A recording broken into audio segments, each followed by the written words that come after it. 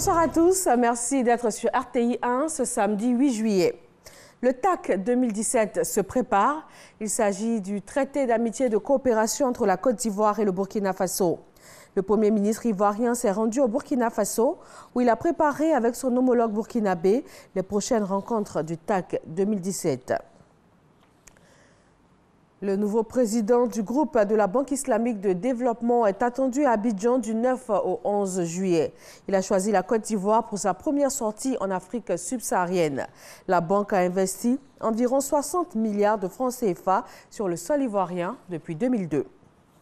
Dans le domaine de l'enseignement supérieur, signature de convention entre le ministre de l'Enseignement supérieur et la Fondation Afrique Entrepreneuriat et Développement économique. Plus de 10 000 étudiants ivoiriens vont être initiés aux techniques de l'entrepreneuriat. Patricia Omouetia.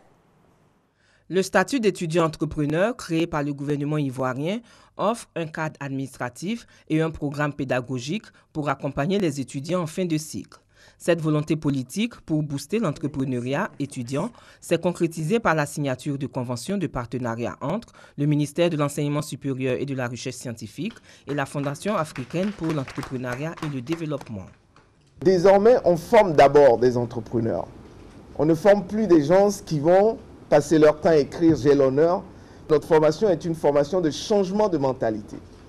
On veut former les étudiants à changer leur mentalité, à devenir des entrepreneurs, comme nous le disons, de classe mondiale, qui peuvent rivaliser, qui peuvent vendre des rêves à travers le monde et non seulement en Côte d'Ivoire.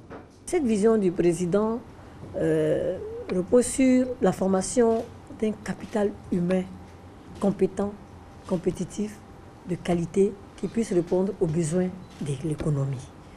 De les sensibiliser à l'entrepreneuriat, à l'auto-emploi, parce que ça demande un changement de mentalité, ça demande un engagement personnel pour dire que c'est un programme extrêmement important pour notre système d'enseignement supérieur. Les universités publiques de Côte d'Ivoire ont participé à cette convention pour s'engager et soutenir les étudiants dans la création d'entreprises.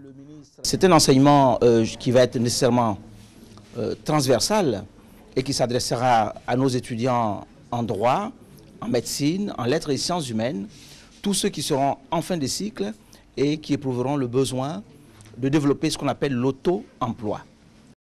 Avec la réforme licence master doctorat, les universités publiques de notre pays se sont engagées à aller plus loin en s'orientant vers l'auto-emploi. Sensibiliser à l'entrepreneuriat est donc une solution appropriée. La conduite en état d'ivresse, une des causes principales d'accidents de la circulation ici en Côte d'Ivoire. Que dit la loi face à ce type d'accident?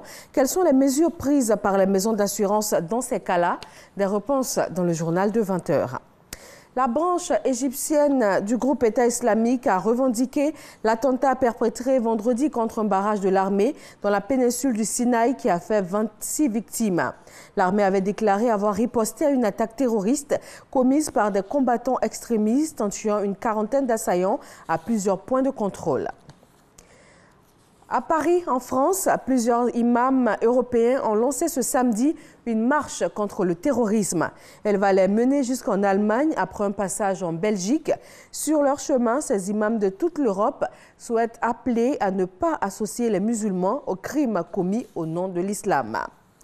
Les dirigeants des puissances mondiales ont accordé à Donald Trump des concessions sur les sujets très sensibles du commerce et du climat. Ils espèrent ainsi le maintenir dans le giron du G20. La déclaration finale adoptée, elle comporte 2 volets, mais toujours pas d'accord sur le dossier du climat. Merci de votre attention. Dans la page culture ce soir, la route de l'esclave, un projet pour démontrer que la traite négrière a bien existé en Côte d'Ivoire. Des sites et des vestiges en ruine sont encore là pour l'attester et des chercheurs ont mené des études pour les identifier afin de restituer cette page de l'histoire de l'Afrique. Le projet a été lancé avec pour invité spécial l'ancien président de la République du Bénin, Nicéphore Soglo. Il sera sur le plateau du 20 h. À tout à l'heure donc.